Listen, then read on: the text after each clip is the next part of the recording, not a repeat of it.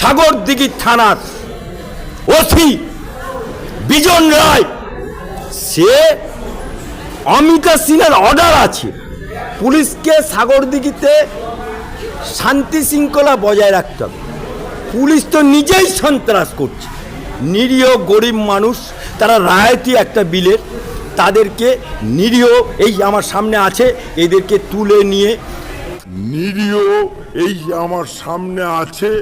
এদেরকে তুলে নিয়ে থানায় হাজির না করে গোপন আস্তানাতে নিয়ে গিয়ে মানে রুল দিয়ে এখানে থায়ের ওপরে পা দিয়ে এত মেরেছে যে মেডিকেল সার্টিফিকেট তার কথা বলছে। আজকে তার বিরুদ্ধে মামলা হবে। আমরা চাই বিজন রায়ের শাস্তি, সে শাস্তি ইন্তজার করছে বিজন রায়ের জন্য।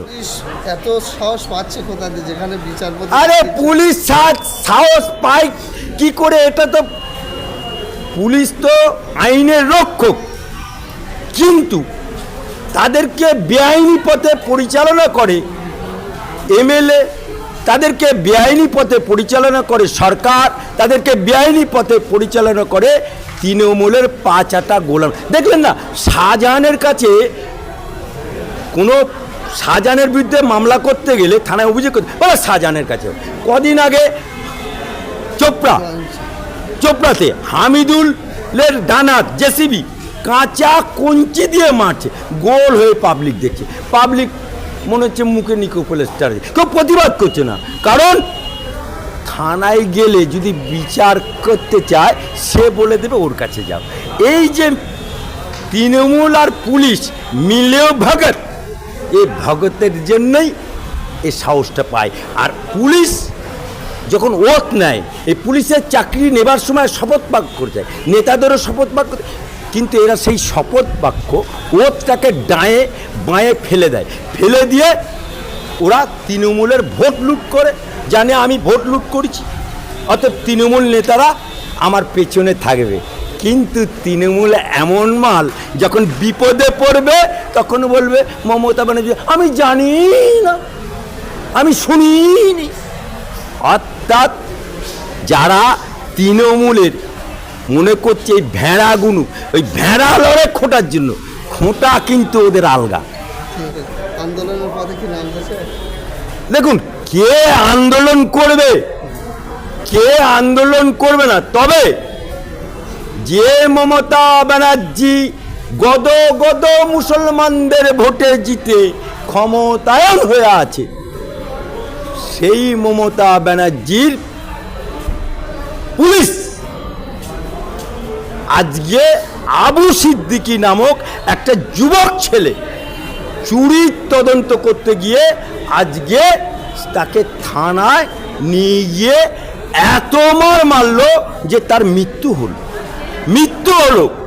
কোন রাজ্যে বাস করছি যেখানে পুলিশ আইনের রক্ষক, যেখানে পুলিশ সমাজের আইন রক্ষা করবে, জনসমাজকে জনসাধারণকে নিশ্চিন্তে ঘুমোবার আশ্বাস দেবে, সেই পুলিশ জনসাধারণ একটা নওজোয়ান আবু সিদ্দিককে মেরে ফেলল।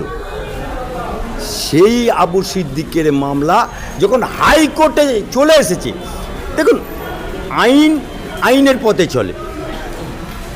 এই পুলিশ নিজেকে বাঁচার জন্য, কারণ এই পুলিশটার ব্যক্তিগত নামে মামলা হয়েছে, ব্যক্তিগত নামে মামলা হয়েছে, সুতরাং এর পাশে সরকার, এর পাশে পার্টি দাঁড়াতে পারবে না।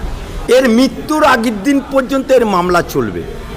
কিন্তু তা আমরা চাইছি যে এই পুলিশটাকে, এই রাজদীপ সরকারকে এমন সাজা হোক যেন বাংলার বুকে আর কোনো ওসি কোনো মানুষের গায়ে হাত দেবার আগে চিন্তা করে, কোনো মানুষকে হ্যান্ডকাপ পরানোর আগে চিন্তা করে। তা এই রকম নজির সৃষ্টি করতে চায়। আর রাজদীপের জন্য, ওই খুনি রাজদীপ, তারও বিরুদ্ধে খুনের মামলা রুজু হয়েছে। তার কারণেই মহামান্য আদালত পুনরায় কবর দেওয়ার পরেও পিএম একবার হওয়ার পরেও আবার পোস্টমর্টম করতে হয়েছে। সেই পোস্টমর্টমের রিপোর্ট ধরা পড়েছে এবং সেই পোস্টমর্টম রিপোর্ট অনুযায়ী রাজদীপের ফাঁসি একদিন হতে পারে। মুখ্যমন্ত্রীর বিবৃতি নেই, মুখ্যমন্ত্রীর কিন্তু এর বিরুদ্ধে কিন্তু সদর্থক কোনো ব্যবস্থা গ্রহণ সেইভাবে কিন্তু আমাদের চোখে পড়ছে না। আমরা আশা করি এবং বিশ্বাস করি সংখ্যালঘু সম্প্রদায়ের ভোটে আজকে তিনি ক্ষমতার মসনদ বসে আছেন, কিন্তু সংখ্যালঘু সম্প্রদায় শুধু এই বিজেপি আরএসএসের যোগী আদিত্যনাথ আর বুলডোজারের জুজু দেখিয়ে সব বরাবরই তাদের ভোট নিয়ে যাবে, তাদের অধিকার দিতে হবে না, তাদের সুযোগ সুবিধা দিতে হবে না, তাদের ন্যায় বা ইনসাফ দিতে হবে না। এটা যদি তিনি মনে করেন তাহলে তিনি মূর্খের স্বর্গে বাস করছেন। যে কোনো সময় যে কোনো জায়গার থেকে এই পিছিয়ে পড়া সমাজ তারা তাদের আত্মনিয়ন্ত্রণের জন্য, তাদের অধিকার প্রতিষ্ঠার জন্য তারা সংগঠিত হচ্ছে, তারা ঐক্যবদ্ধ হচ্ছে এবং আগামী দিনে কিন্তু প্রয়োজনে এই সরকারকে ছুঁড়ে ফেলে দিতে তাদের বেশিক্ষণ সময় লাগবে না।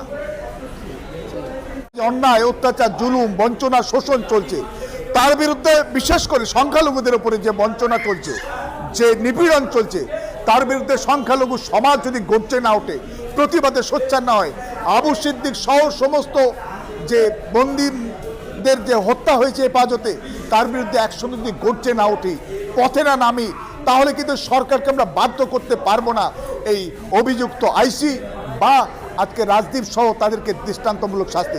তাই আমাদেরকে গর্জে উঠতে হবে, আমাদেরকে প্রতিবাদ এবং প্রতিরোধ গড়ে তুলতে হবে। তা না করতে পারলে কিন্তু এই সরকার করবে না। কারণ আজকের দিল্লির সরকার, রাজ্যের সরকার, অভিযোগ আছে দুটোই পরিচালিত হয় নাগপুরের নির্দেশে। আমরা দেখেছি যে 2011 সালের আগে বর্তমান মুখ্যমন্ত্রী তখন যখন বিরোধী নেত্রী ছিল রেজওয়ান কাণ্ড হোক এবং তাপসী মালিক কাণ্ড হোক, উনি কিন্তু পান থেকে চুল কষলে এই বাংলাটাকে মাথায় তুলে নিত। আজকে যে ঢোলা থানায় যে কাণ্ডটা ঘটেছে, আবু সিদ্দিক 22 বছর তরতাজা যুবককে পুলিশ পিটিয়ে মেরেছে, সেটা অভিযোগ তার বাড়ির লোকেরা করছে। মুখ্যমন্ত্রী একটি বাক্যও খরচ করেন, কি বলেন?